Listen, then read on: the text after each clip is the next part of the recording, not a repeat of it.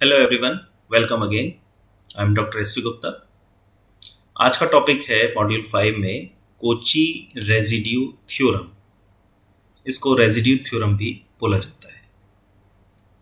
तो पहले स्टेटमेंट को समझते हैं, उसके बाद फिर मैं एक्सप्लेन करूंगा कि ये थ्योरम क्या आपसे फाइंड करवाएगी और पिछला हमें क्या रिक्वायर होगा।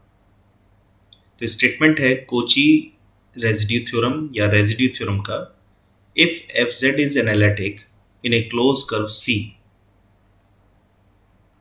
right, except at a finite number of poles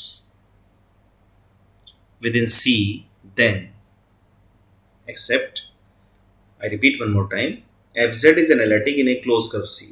किसी closed curve C में function analytic है except at a finite number of poles within C.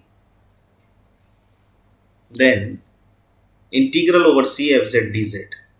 अब एक ये कैसा इंटीग्रल है? इंडेफिनिट। इस इंटीग्रल की वैल्यू बराबर होगी 2 pi i in a bracket sum of all the residue within C. तो ये तो फॉर्मूला हो गया जो बॉक्स में बंद है। ये फॉर्मूला बेसिकली निकाल किसको रहा है? एक कॉम्प्लेक्स फंक्शन का इंटीग्रल। इंटीग्रल का टाइप कैसा है? इंडेफिनिट।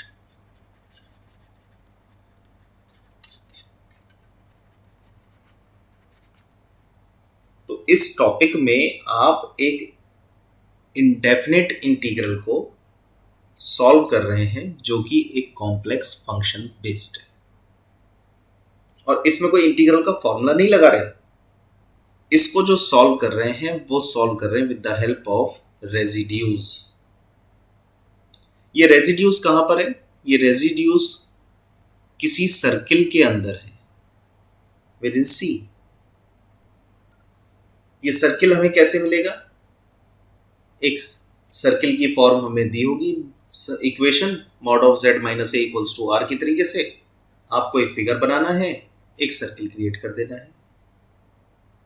तो जो रेजिड्यूज है वो सर्किल से हमें कैसे मिलेगी? कि फंक्शन हमें दिया होगा, उस फंक्शन से पोल्स निकलेंगे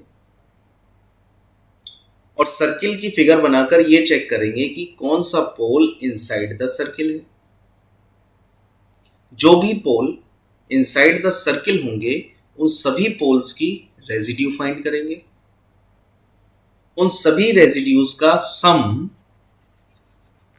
यहां प्लेस कर देंगे और सम करने के बाद अगर उसमें 2 पाई आई से मल्टीप्लाई कर दें तो वो इंटीग्रेशन हो जाता है integral F Z D Z का। तो आप देखिए किसी कॉम्प्लेक्स फंक्शन का इंटीग्रेशन हम नॉर्मल इंटीग्रेशन मेथड से नहीं कर रहे, हम उसको सॉल्व कर रहे हैं with the help of poles and residue. तो लास्ट वीडियो में मैंने आपसे क्या कहा? Another method of to find residues. उसमें मैंने आपसे यही कहा कि हम जो सीख रहे हैं वो पहले हमने सीखा पोल्स निकालना, फिर हम सीख रहे हैं पोल्स के थ्रू रेजिड्यू फाइंड करना, और इन न्यूमेरिकल्स में मैं तुम्हें मिक्सिंग करा रहा हूं कि सम ऑफ ऑल द रेजिड्यूज कैसे निकालते हैं या किसी सर्किल में से रेजिड्यू कैसे निकालते हैं।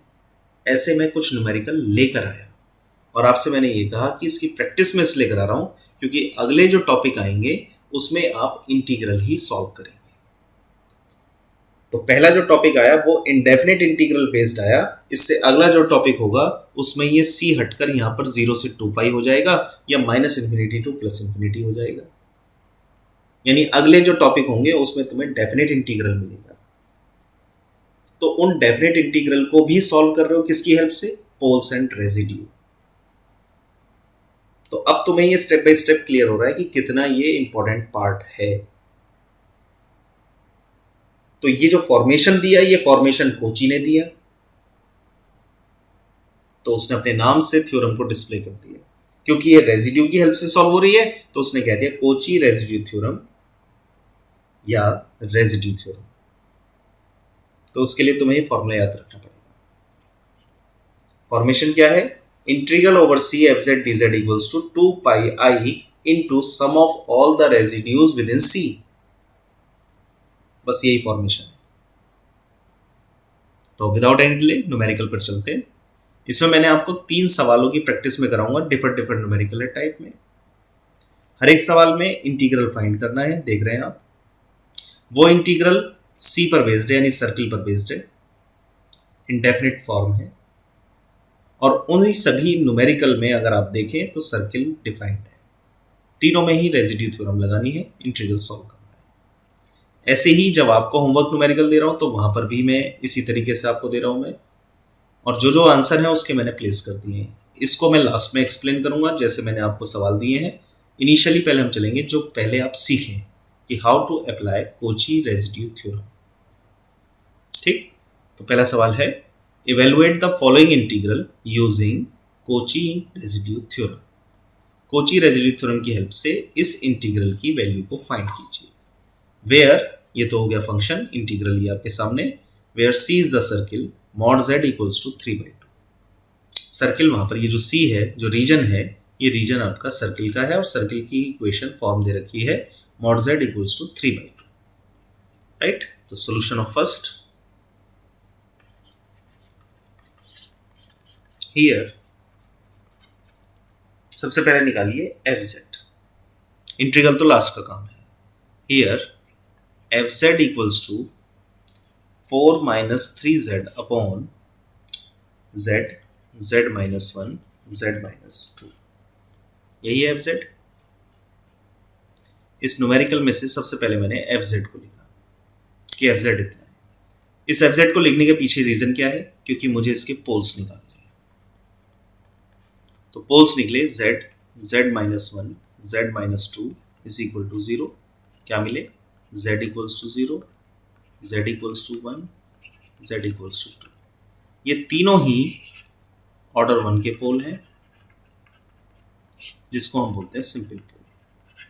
ऐसा लिखने से मुझे ये पता पड़ गया कि मुझे रेजिड्यू फाइंड करते में कौन सा फॉर्मूला लगाना है। तो 3 केस बन गए मेरे पास। पहला, residue at z equals to 0। ठीक, residue at z equals to 0 कितना निकला? तीनों पर मैं निकाल रहा हूं मैं, है ना। या एक काम कर सकते हैं, चलो इसको भी समझ लें कि हम तीनों की क्यों मेहनत कर रहे हैं।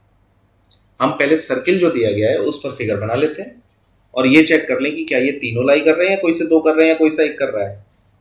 अगर मान लीजिए तीनों ना करे तो फिर तो सवाल और छोटा करना है ना, मुझे बड़ा थोड़ी ना करना है। तो जब पोल्स में निकाल दूंगा उसके बाद मैं चेक करूंगा कि सर्किल क्या दिया गया है। तो C is the circle mod z equals to 3/2। तो आपने लिखा here C is the circle जो कि है मॉड z इक्वल्स टू 3/2। इसको जब आपने कंपेयर किया z minus a equals to r से, तो सेंटर तो मिला 0 और रेडियस मिली 3/2 यानी 1.5। ठीक, तो मीनिंग देयर बाय 1.5 पर मैं एक सर्किल, रेडियस पर सर्किल खींच देता हूँ। सेंटर तो ये है, ये मान लीजिए 1 है, ये हो गया 0.5। ठीक, ऐसे ही ये 1 हो गया, ये 0.5, ये 1 हो गया, ये 0.5। ठीक, ये 1 हो गया और ये 0.5, इन्हें मिला दीजिए।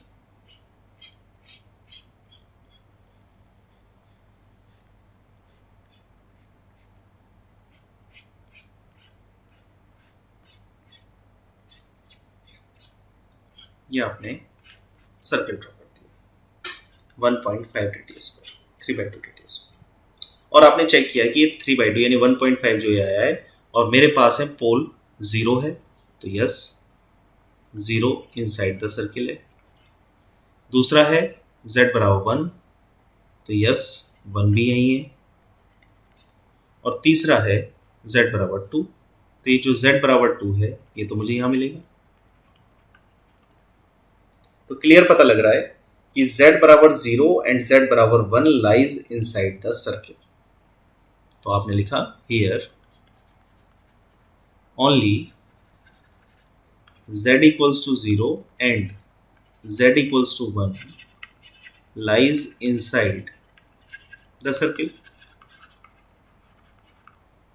तो जब यही लाई कर रहा है तो मुझे इन दोनों पर ही रेजिड्यू निकालनी है, therefore first part, residue at z equals to 0. अब निकालिए रेजिड्यू, और ये z equals to 0 simple pole है, तो RES z equals to 0 is equal to limit z tending to 0 z into FZ, और FZ है 4 minus 3z upon z, z minus 1, z minus 2, z से z cancel, जब आप 0 apply करेंगे तो आएगा 4 अपॉन 2, दैट इज 2. ये निकला residue at z equals to 0. दूसरा पार्ट आया इसका, जो दूसरा पोल्स लाई कर रहा है, वो है residue at z equals to 1. ये भी सिंपल पोल है, ठीक. तो सिंपल पोल का भी यही same formula, limit z tending to 1 z minus 1 into 4 minus 3z upon z, z minus 1, z minus 2. इस बार z माइनस 1 से z माइनस 1 कैंसिल, और जब z की जगह 1 पुट करोगे तो 4 minus 3 1 upon 1 into minus 1, that is minus 1. या तो जो भी दो पोल लाई कर रहे थे उनकी रेजिड्यू निकाल दी हमने. अब सवाल को फिर क्लियरली दोबारा से पढ़ लो और समझ लो. Evaluate the integral using Cauchy. तो इंटीग्रल निकालना है मुझे, लेकिन इंटीग्रल से पहले, क्योंकि इंटीग्रल का फॉर्मूला कहता है कि integral equals to 2 pi i into sum of all the residues within C. तो मुझे क्या करना है, पहले सर्किल खींचकर सर्किल में जो भी पोल्स लाई कर रहे हैं उन पर रेजिड्यू निकालनी है. तो जब अब देखा मैंने आपने कि ये मैंने रेजिड्यू फाइंड कर लिया है. अब जब रेजिड्यू मिल गई मुझे 2 और माइनस 1, तो मैंने लिखा therefore integral over C 4 minus 3z upon z, z minus 1, z minus 2 dz is equal to 2 pi i into sum of all the residues. तो आंसर आ गया 2 पाई आई. इस इंटीग्रल का ये आंसर है. कितने सिंपल मैनर में और कितने छोटे तरीके से आपने निकाल दिया, ये देखिए. अदरवाइज आप इस इंटीग्रल को कैसे सॉल्व करते हैं, सोच लीजिए. इसको पार्शियल फ्रैक्शन करके सेपरेट करते, लॉग में आंसर निकालते, तब जाके इसका आंसर आता, और ये आपने तुरंत निकाल दिया. Number 2, evaluate the integral cot hyperbolic z upon z minus I, where C is the circle, mod z equals to 2. तो सर्किल ये है, पहले हमारा काम है पोल्स निकालना, फिर सर्किल जो दिया गया उस सर्किल को खींचने के बाद पोल्स को देखना कि कौन सा लाई कर रहा है, और फिर उस पोल पर रेजिड्यू निकालने के बाद इंटीग्रल के फॉर्मूले, कोची इंटीग्रल रेजिड्यू फॉर्मूले में पुट कर देना है. ये अब एक प्रोसेस समझ में आ रहा है आपके. तो सोल्यूशन ऑफ 2, पहले फंक्शन लिखा मैंने here fz equals to cot hyperbolic z upon z minus i. ठीक, यही cot hyperbolic z upon z minus i. तो पोल्स बना z minus i equals to 0 so that z equals to i. Simple pole, formula पता लग गया. Here C is the circle, mod z equals to 2. इसको compare किया तो A बराबर मिला 0, R बराबर मिला 2. सेंटर है 0, रेडियस है 2.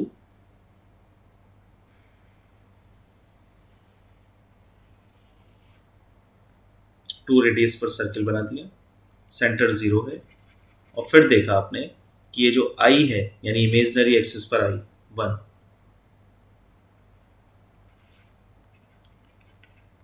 ये इनसाइड द सर्किल है. तो आपने लिखा here z equals to I lies inside the circle.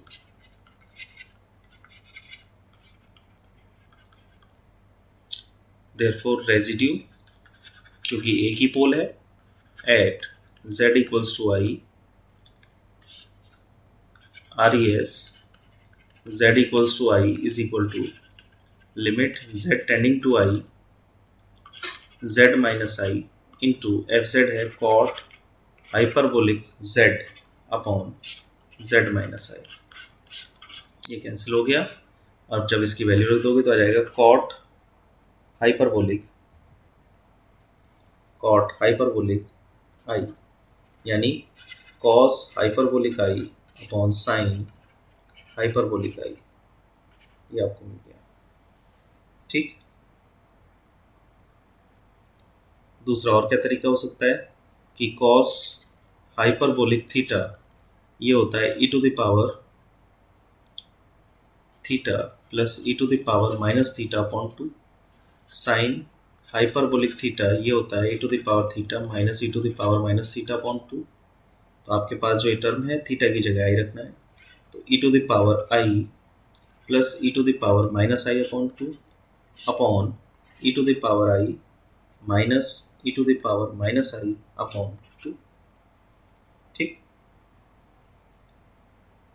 ये आपको मिल गया।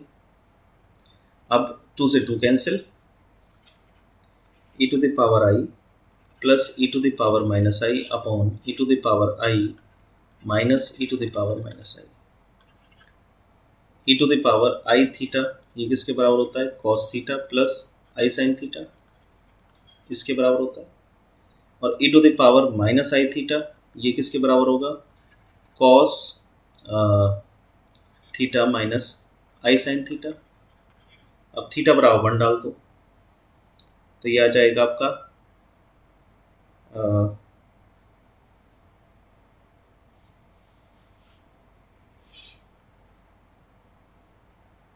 इसे लिख सकते हो आप e to the power i plus 1 upon e to the power i upon e to the power i minus 1 upon e to the power i. ठीक, ये लिख दिया आपने इसको। और दूसरे तरीके से देखते हैं, एल्शियम लेंगे तो आ जाएगा e to the power 2i plus 1 upon e to the power 2i minus 1। ठीक, ये आपके पास आ गया। इसे आप यहाँ छोड़ सकते हैं, तो ये रेजिड्यू हो गई इतनी इस पॉइंट पर।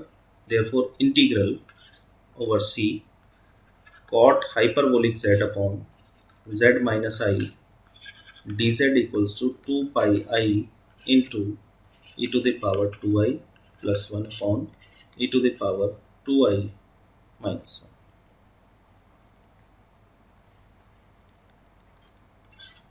ये इसका आंसर होगा। डन। चाहते तो यहाँ पे छोड़ के भी तब इसको 2 पाई आई पे मल्टीप्लाई कर देते, मैंने फॉर्मेशन से ओपन कर दिया है। तो इस तरीके से ये दूसरा सवाल होगा। अब आप आते हैं तीसरे सवाल पर, जिसमें फॉर्म आपको दी है, इवेलुएट तो इंटीग्रल ही करना है, ये पोल है और इस पर निकालना है, इस सर्किल पर। तो पहले पोल्स निकालते हैं फिर सर्किल चेक करेंगे। तो सोल्यूशन ऑफ 3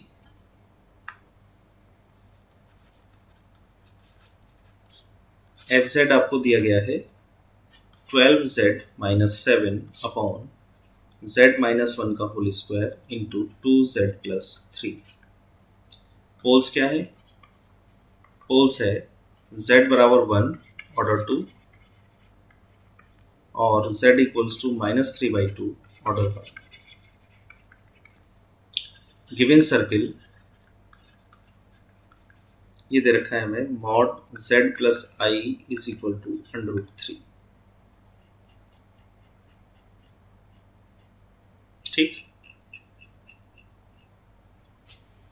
इससे मतलब ये निकला कि रेडियस a तो वो तो हो गई माइनस आई और रेडियस हो गई, सेंटर हो गया माइनस आई, रेडियस हो गई √3 1.7। तो जब आप इस पर फिगर ड्रॉ करेंगे तो ये हो गया इसका सेंटर, और इस सेंटर पर जब आप फिगर खींचेंगे तो ये लगभग आपको ये मिलेगा।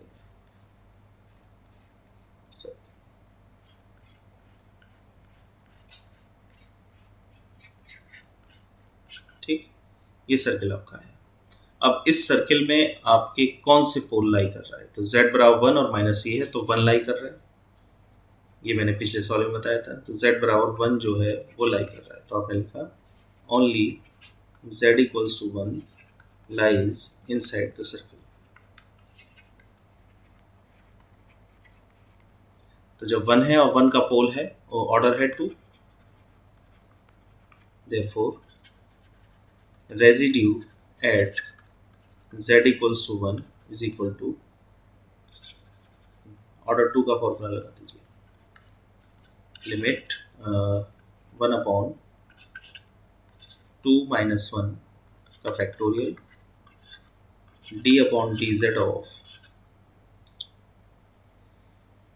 z माइनस 1 का whole square into 12z minus 7 upon z minus 1 का whole square 2z plus 3 at z equals to 1। ठीक, ये पीछे भी सॉल्व किया है हमने, इसका आंसर आया था आपका +2, राइट। इसका जो आंसर था वो था +2।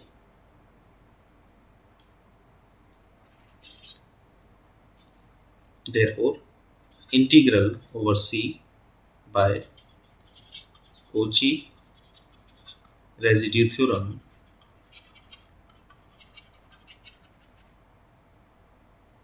integral over C 12z minus 7 upon z minus 1 का whole square 2z plus 3 dz equals to 2 pi I into sum of all the residue. Answer is 4 पाई। तो आप देख रहे हैं कि कोची रेजिड्यू थ्योरम सवाल को कितना सिंपल करके और इंटीग्रेट सॉल्व करा रही है। बट आपका टारगेट क्या है, इंटीग्रल सॉल्व करने से पहले पोल्स निकालिए फंक्शन से, फिर सर्किल पर फिगर बनाइए, ये चेक कीजिए कौन सा पोल लाई कर रहा है, उस पोल पर रेजिड्यू फाइंड कीजिए और कोची रेजिड्यू थ्योरम का फॉर्मूला लिखकर 2 pi i into sum of all the residue करके आंसर निकाल दीजिए। तो यही हमने थर्ड में किया, डन। और यही यहाँ पर किया हमने सेकंड में बाय रेजिड्यू थ्योरम।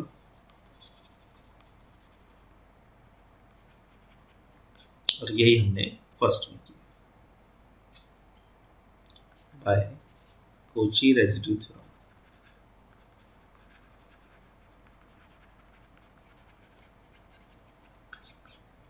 ठीक, अब मैंने जो आपको होमवर्क में दिए इसका डिस्कशन कर लेते हैं। 4 सवाल दिए हैं। पहला सवाल, पोल्स निकालिए, ये पोल्स है, रेजिड्यू निकालिए ईच पोल पर, ये ईच पोल पर रेजिड्यू है। उसके बाद इवेलुएट करो इस इंटीग्रल को इस सर्किल पर। तो इस सर्किल में ये दोनों आ रहे हैं, ठीक, और जब दोनों आ रहे हैं तो फिर आप दोनों पर ही रेजिड्यू निकालेंगे और उनका सम कर देंगे, वो आएगा 2 पाई आई। दूसरे सवाल में इवेलुएट करना है इसको, तो आपने इसकी वैल्यू फाइंड कर ली, पोल्स निकाल दिए, रेजिड्यू फाइंड कर ली ईच पोल पर, और फिर उसके बाद इंटीग्रल फाइंड कर दिया। तीसरे सवाल में कह रहा है ऑब्टेन लॉरेंट एक्सपेंशन। तो पहले लॉरेंट एक्सपेंशन निकालिए, वो ये आया। फिर उसके बाद इसके अंदर जो आइसोलेटेड सिंगुलरिटी है वो है z इक्वल्स टू 0, यानी पोल्स जो है वो z इक्वल्स टू 0 है, लेकिन z इक्वल्स टू 0 का क्लासिफिकेशन आइसोलेटेड सिंगुलरिटी। तो सिंगुलरिटी हमें पता लगी, इस पोल पर रेजिड्यू हमने फाइंड की जो कि इस सर्किल के अंदर है, ठीक, y -1/6, और फिर सम ऑफ ऑल द रेजिड्यू करके आपने इसका आंसर फाइंड कर दिया। फोर्थ में इंटीग्रल निकालना है, इस सर्किल पर निकालना है। तो पोल्स कॉस हाइपरबोलिक z के निकाले आपने। पोल्स निकालने के बाद सर्किल खींचा और उस पोल पर रेजिड्यू फाइंड किया। रेजिड्यू निकलने के बाद आपने sum of Cauchy residue theorem से निकल के 2 pi i into sum of all the residue करके इसका आंसर निकाल दिया, जो कि 0 है।